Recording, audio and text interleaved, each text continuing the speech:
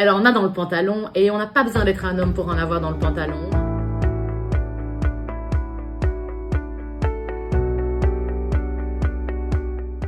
Je m'appelle Marie Dupont, j'ai 45 ans, je suis avocate et médiatrice. Je suis également depuis 6 mois maintenant la vice-bâtonnière du barreau de Bruxelles. Énergique, déterminée et passionnée. Alors, petite fille, ça vend pas du rêve, mais je voulais être ingénieure civile, je voulais construire des ponts. Je trouvais que j'avais un nom qui était assez propice, en tout cas commercialement parlant. La vie a fait que je fais tout à fait autre chose aujourd'hui, mais je pense que c'est pas si éloigné parce que dans mon métier, ça consiste essentiellement à créer des ponts, du dialogue, et donc je pense que c'est pas si éloigné. En fait, complètement par hasard, j'étais esthéticienne.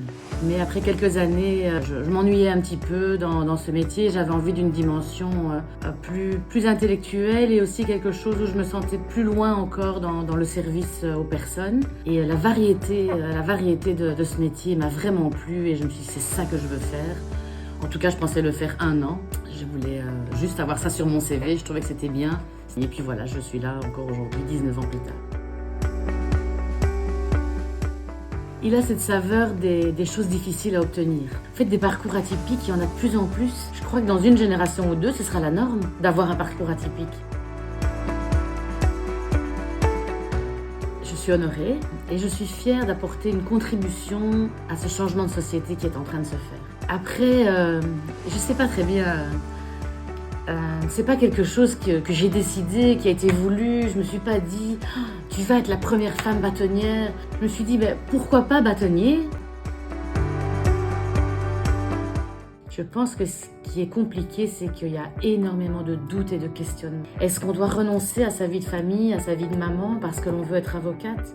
La réponse est non. Il faut absolument renoncer à rien. Il ne faut pas renoncer non plus à cette passion. Il ne faut pas renoncer à sa vie de femme.